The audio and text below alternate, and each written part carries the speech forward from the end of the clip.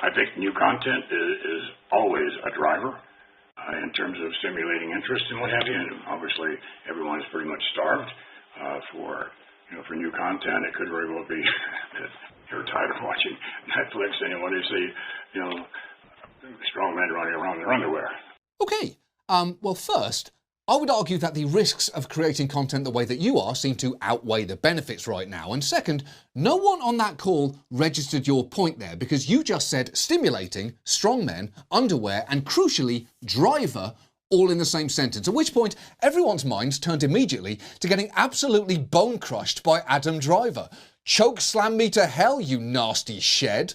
Jam your mandible claw down my throat, you irredeemable steer. Quick side note here. A lot of you might well be wondering where I'm going with this bit. If you're anything like my staff, you're asking questions like, is this sexual or is it violent? And you're then unsatisfied when the answer comes back, yes. If you're like my wife, you might be asking, should I be worried about this? With your concern only growing when the answer is, only if you want to be. And what of Adam Driver himself? Is he bothered by this continued sexualization? He seems like a fairly private guy who's generally uncomfortable with attention, making what I'm doing possibly some form of harassment. He might actually have pretty good grounds to have me reprimanded legally, to which I say, do it. Slap a restraining order on me, you forlorn block. Beg me to stop, you menacing obstacle. And it's not durable, although not as durable as my love for Cat Adam Driver. Scratch my sofa, you purring mountain. Eat my toilet paper, you fuzzy landslide. Oh my God, they just pulled my brain out through my nostril. I was looking, I can taste blood. That woman took my soul out of my head with that Q-tip.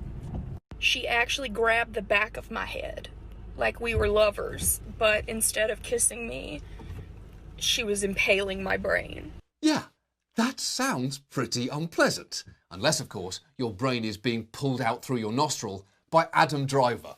Pull my heart out through my ear, you meaty oak tree. Impale my brain, you unacceptable monstrosity. Now, I've worked at McDonald's for over 10 years. I'm that face that you see that serves you your hash brown for breakfast, maybe a quarter pounder for lunch, and they even gave you a McFlurry to top off your dinner menu. So I ask you, if I caught the coronavirus, would you want me making your next meal? No, of course not. I wouldn't want anyone with the coronavirus serving me my next meal, unless, of course, that person was Adam Driver, because infecting me with dessert is very much on my running list of things Adam Driver can do to me. Oh, I'm sorry.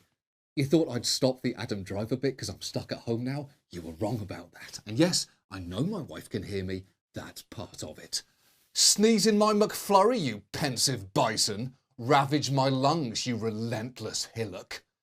Look, and that is not good. And what somehow makes it even worse is that over the years, Modi has offered at most tepid apologies for his actions back then, once even walking out of an interview when asked if he regretted that the killings happened, which is just not okay. When you are being asked about your role in the deaths of thousands, you simply don't get to walk out of an interview. That kind of behaviour is reserved for Adam Driver in an NPR interview about Marriage Story, and that is only because Adam Driver can do whatever the fuck he wants. Step on my throat, Adam Driver, you rudely large man. Break my fingers, you brooding mountain. Infected within the next year, which is incredibly upsetting. Because there's only one infectious disease that 2/3 of the world should be getting right now, and that's Adam Driver fever.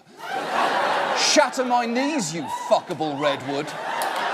Snap off my toes, you big unwashed buffalo. So, if the stock market is tanking,